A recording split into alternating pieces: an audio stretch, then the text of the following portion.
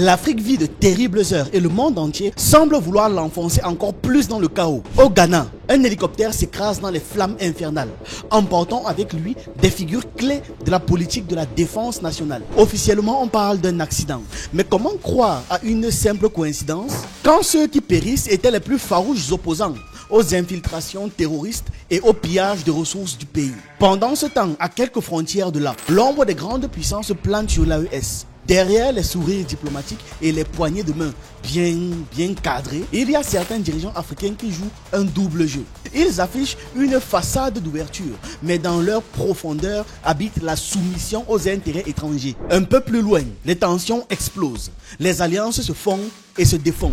Les menaces militaires se multiplient et chaque geste pourrait être le détonateur d'une guerre régionale. Pendant que les peuples espèrent la stabilité, certains dirigeants travaillent en coulisses à remettre l'Afrique sous tutelle, pièce par pièce. Et comme si tout cela ne suffisait pas, on a des figures politiques censées être la voix de la vérité qui osent accuser nos propres ancêtres d'avoir provoqué notre misère. Des paroles profondément insultantes à la mémoire de millions de victimes, de centaines de millions de victimes de l'esclavage. Ce que vous allez voir n'est pas une suite d'événements isolés, mais un puzzle ou une sorte de puzzle sinistre où chaque pièce révèle un plan plus vaste. Des influenceurs qui font chantage au président gabonais, des morts suspectes, des trahisons politiques, des manipulations historiques et un continent qui, entre les mains de certains, risque de se réveiller trop tard. Dans cette vidéo, on va brosser quelques actualités qui méritent d'être portées à notre connaissance. Le Ghana est en deuil après un drame aérien ayant coûté la vie à 2 ministres et 6 autres personnes. Edouard Omane Bouama, le ministre de la Défense, et Ibrahim Murtala Mohamed, le ministre de l'Environnement, des Sciences et des Technologies, âgés de 50 ans, ont péri dans un crash d'un hélicoptère militaire dans la région centrale d'Ashanti. Le chef de l'état-major, Julius Debra, a qualifié l'événement de tragédie nationale. L'appareil, l'hélicoptère, un modèle Z9, transportait 3 membres d'équipage et 5 passagers. Partis d'Accra, ils étaient en train de se diriger vers la ville minière de Boissy, et ce pour une campagne contre l'exploitation aurifère illégale. Et c'est à ce moment que l'appareil s'est écrasé dans une forêt très dense. Aucun des occupants n'a survécu. Les corps des 8 victimes ont été récupérés dans l'épave, puis rapatriés à Accra dans des cercueils recouverts du drapeau national. Une cérémonie d'hommage a été organisée à la base aérienne. Les funérailles, initialement prévues pour jeudi, pour les victimes musulmanes, ont été différées en attendant l'identification formelle de tous les corps. Le gouvernement n'a pas encore communiqué de programme officiel pour les obsèques. Pour l'heure, les causes exactes du crash demeurent inconnus. Mais ils ont quand même essayé de trouver une explication à minima. Donc, il y a une enquête qui a été ouverte par l'armée ghanéenne. Et selon l'agence météorologique nationale, les conditions climatiques étaient inhabituelles pour un mois d'août, avec de récentes pluies, des averses légères et du brouillard couvrant une vaste zone de la forêt. Ils essayent de trouver une explication à cette catastrophe. Donc, ils observent ça. Ils ont interrogé quelques agriculteurs vivant près des lieux de l'accident qui ont confirmé qu'il y avait un épais brouillard qui enveloppait la région au moment du survol de l'hélicoptère. D'ailleurs, il y a un témoin précisément qui a confié que l'appareil volait à une altitude anormalement basse, dans un temps particulièrement mauvais. Il a décrit avoir entendu le vomissement des hélices, puis un bruit sourd. Et après ça, c'était une forte explosion qui lui est parvenue. Son réflexe a été de courir vers la zone, mais en arrivant sur place, il a constaté qu'il n'y avait plus personne à secourir. Ce drame est le plus meurtrier des 3 incidents aériens impliquant des hélicoptères de l'armée de l'air ghanéenne ces dernières années. En 2020, un Arbin Z9 avait dû effectuer un atterrissage d'urgence près de l'aéroport de Tamale. Et l'année dernière, en 2024, un autre hélicoptère avait connu le même sort à Bonfoukro, dans l'ouest du pays. Le Ghana tout entier est profondément meurtri par la tragédie et une grande partie de la population peine encore à réaliser ce qui s'est passé. Sur les réseaux sociaux circulent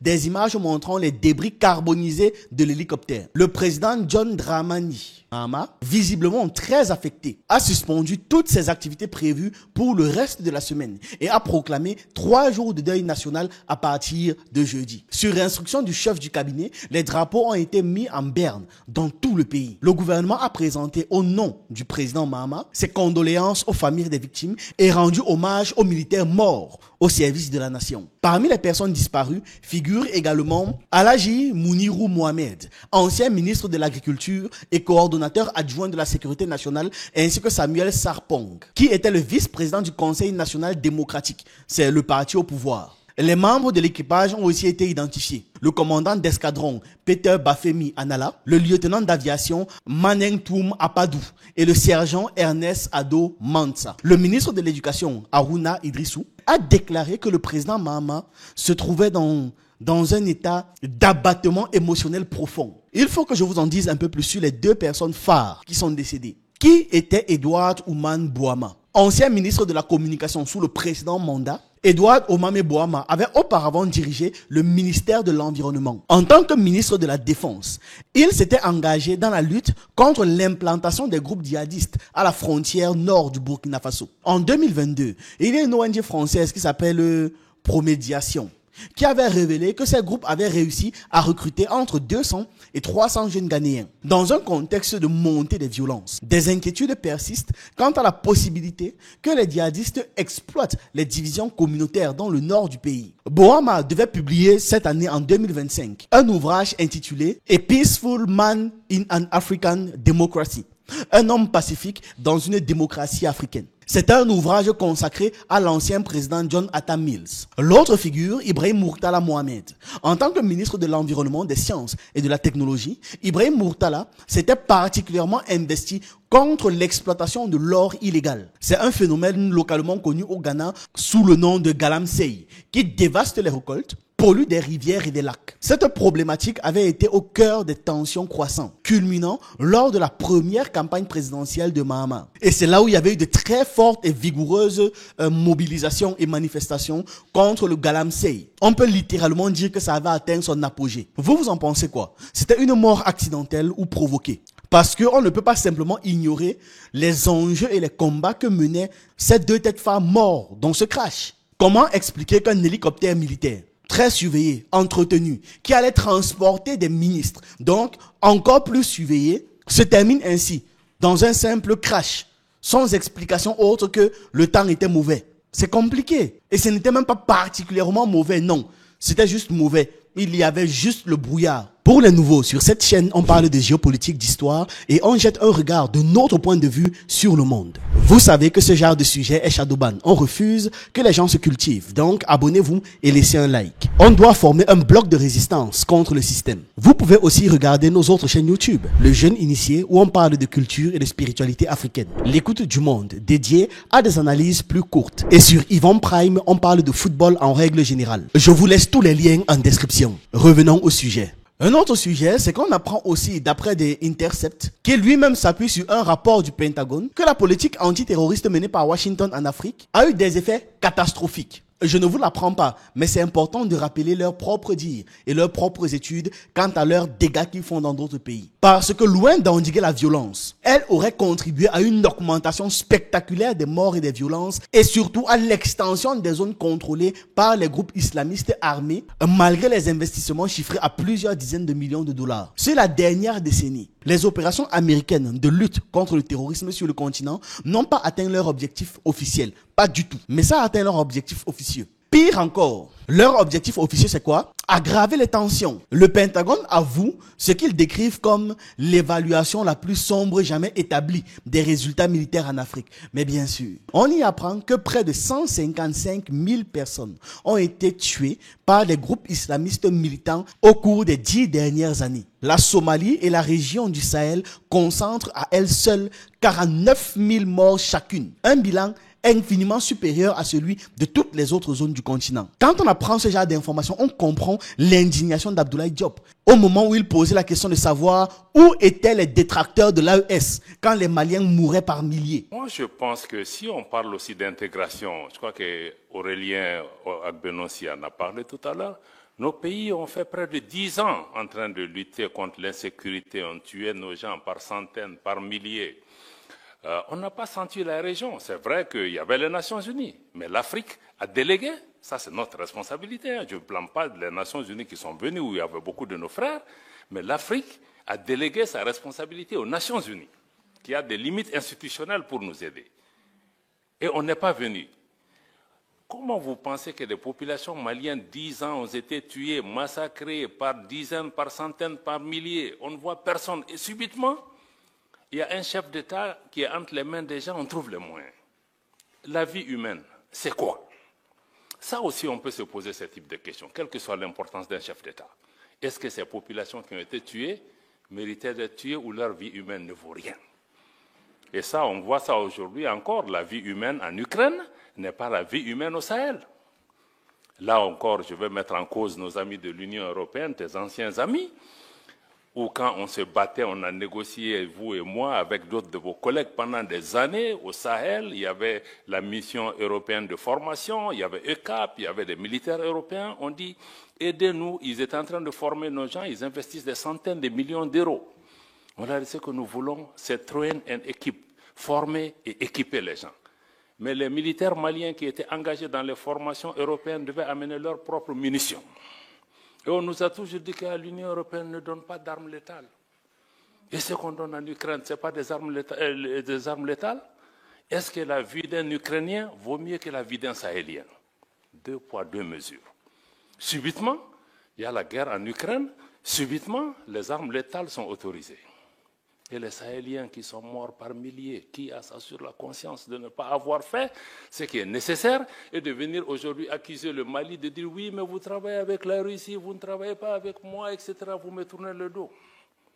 Depuis 2023, le nombre de victimes a explosé, enregistrant une hausse de 60% par rapport à la période 2020-2022. Des Intercept soulignent également que l'aide militaire américaine, c'est-à-dire livraison d'armes et programmes de formation financés à coût de dizaines de millions de dollars, a surtout bénéficié à des gouvernements africains, c'est-à-dire les membres du gouvernement qui se sont gavés, qui ont détourné ça. Et certains pays se trouvent aujourd'hui parmi les pays où il y a le plus grand nombre de morts et de violences, où ça progresse le plus rapidement, alimentant ainsi la spirale de la crise. Et vous et moi, on le sait, les États-Unis finance le terrorisme partout dans le monde. L'influence des groupes djihadistes, loin de reculer, s'est encore renforcée. Selon les données du Pentagone, environ 950 000 km² de territoire peuplé échappent encore au contrôle de certains États du fait d'insurrections islamistes, une superficie qui équivaut en termes de comparaison à la Tanzanie, donc à tout un pays. Vous comprenez la détermination de l'AES à récupérer chaque centimètre de son territoire. Parce que face à cette menace croissante,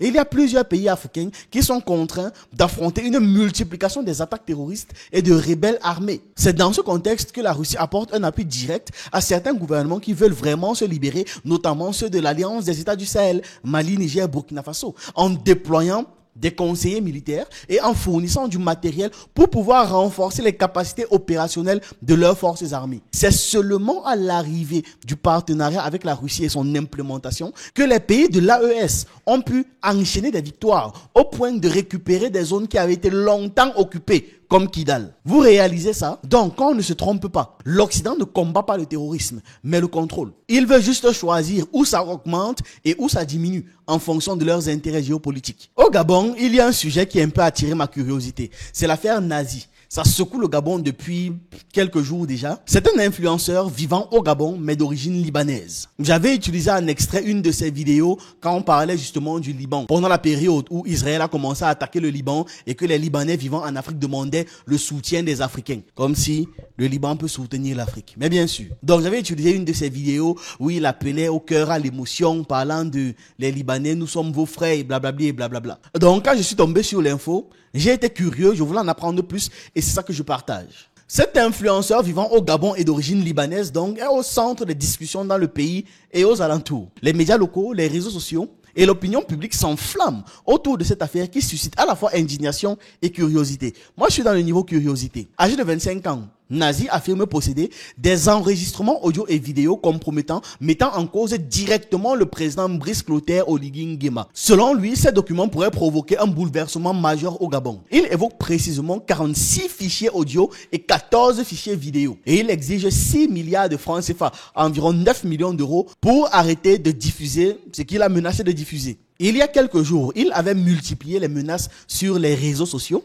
annonçant la publication imminente de ses contenus. Il est même allé jusqu'à diffuser un premier enregistrement qu'il présente comme une conversation entre lui et le chef de l'État, avant d'être arrêté à Beyrouth le vendredi 25 juillet, à la demande des autorités gabonaises. Quelqu'un qui est là que pour la... S'il te plaît, balance un des audios que je t'ai envoyé. Au moins, ça va refroidir un peu le cœur des Gabonais. Et voilà pourquoi je me suis dit, oh, faut que je le dise. J'ai dit, oh, pour le dire, ok, et tranquille. Au moins, il faut qu'il me paye 1500 à chaque fois du bois. Arrête, s'il te plaît. Tu as écouté ce qu'il dit? Ouais, il a demandé. Non, oh, là, je me suis, oh. Là, au moins, on me paye mes 1500 balles chaque fin du mois. Nazi avait déjà été brièvement interpellé au Gabon avant d'être libéré par les services spéciaux. Une fois au Liban, il a repris les attaques contre le président gabonais. Bien qu'il n'existe pas d'accord de coopération judiciaire entre le Liban et le Gabon, des discussions sont en cours entre les deux pays pour organiser son extradition, donc qu'il revienne au Gabon. L'audience ce matin au ministère des Affaires étrangères, Michel Régis Ondangandia a reçu la plénipotentiaire du Liban au centre des échanges, l'arrestation et l'extradition de l'activiste gabono-libanais. Cette audience accordée à la plénipotentiaire du Liban, Aline Younes, en toile de fond, l'arrestation et l'extradition de l'activiste Nazi Marwan. On a une situation que nos deux pays affrontent avec certains agissements d'un jeune qui détient les deux nationalités, gabonaise et libanaise. On a été saisi par les autorités gabonaises la semaine dernière. On a pris très au sérieux ce qui se passait et on a tout relayé aux autorités libanaises qui ont procédé tout de suite vendredi à l'arrestation de cet individu. Donc, monsieur le ministre a souhaité de me voir pour en parler et pour donner suite à cette situation. L'influenceur de 25 ans est au cœur d'une grosse polémique. Son extradition devrait permettre qu'il réponde de ses actes devant la justice. Factuellement, je ne sais pas comment comprendre ça. Pourquoi une telle réaction de la part des autorités gabonaises si c'est faux, au point de le faire revenir alors qu'il a déjà fui au Liban? Ça révèle un dossier de table plutôt sombre. Quand on parle parfois des influenceurs qui sont payés par le gouvernement en place pour pouvoir faire un certain nombre de choses, beaucoup de personnes se disent que c'est ahurissant. Pas tant que ça finalement. Si on part du principe qu'il y a quand même quelque chose. Parce que comment est-ce qu'il aurait eu ces vidéos et ces audios? À minima. C'est gâté. L'influenceur gabonais, c'est un gabonais nazi. Voilà, arrêté actuellement au Liban. Il est gabonais-libanais. Donc pour moi, c'est un gabonais. Ok, ce gabonais a été arrêté actuellement au Liban parce que il veut faire du chantage au président gabonais. Parce que d'après lui, il aurait des vidéos, des choses compromettantes. Donc il veut chantage au président. Donc lui, il voulait 6 milliards. 6 milliards de francs CFA pour ses terres. Pourquoi ne pas demander 1 milliard?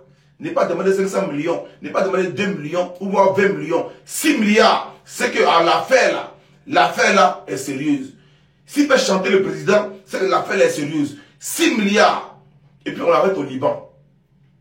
Ils l'ont cueilli au Liban. Actuellement, il ne s'est pas arrêté au Liban. RFI en parle, ça parle de ça partout actuellement. Bon, qu'est-ce qu'il avait de compromettant? Qu'est-ce qu'il avait sur le président pour qu'il puisse faire chanter le président gabonais? Négligio. D'après les informations disponibles, ce nazi-là pourrait être poursuivi pour chantage, corruption en bande organisée et injure publique. La communauté libanaise au Gabon a d'ailleurs pris publiquement ses distances avec lui que nous on a quand même encore nos intérêts à maintenir, mon frère. On est milliardaire ici, tu veux nous mettre dans quel problème? Pardon, quitte. De son vrai nom, Nazi Marwan Al-Lazi, il s'est fait connaître sur les réseaux sociaux, notamment via ses 26 000 abonnés sur Facebook et sous le pseudonyme XNaziX sur TikTok. Et voilà même encore un truc qui attire mon attention, c'est que ce n'est même pas une personne qui est particulièrement connue. Il a à peine 26 000 abonnés sur Facebook. C'est vraiment pas grand chose. Son contenu se concentre souvent sur des critiques assez virulentes ou alors des dénonciations ou bref, tout ce qui le dérange en règle générale. Il se décrit tantôt comme un militant anti-corruption, tantôt comme une victime d'un régime mafieux. Alors que maintenant, c'est de notoriété publique qu'il a pris de l'argent. En tout cas, d'après ce qu'il dit. Et à minima, il voulait prendre de l'argent, donc se faire corrompre, pour éviter de sortir un certain nombre d'informations. Il est quoi finalement? Si ce n'est pas un pion de distraction qui a fini par se faire plus roi que le roi. Pour l'heure, la présidence gabonaise n'a pas réagi publiquement, tandis que l'affaire continue d'agiter l'opinion jusqu'à dans les pays voisins. Voilà, c'est ce que j'avais à partager avec vous dans cette vidéo. Dites-moi ce que vous en pensez en commentaire. J'attends vos avis, j'espère que vous vous portez bien et on se retrouve une prochaine fois.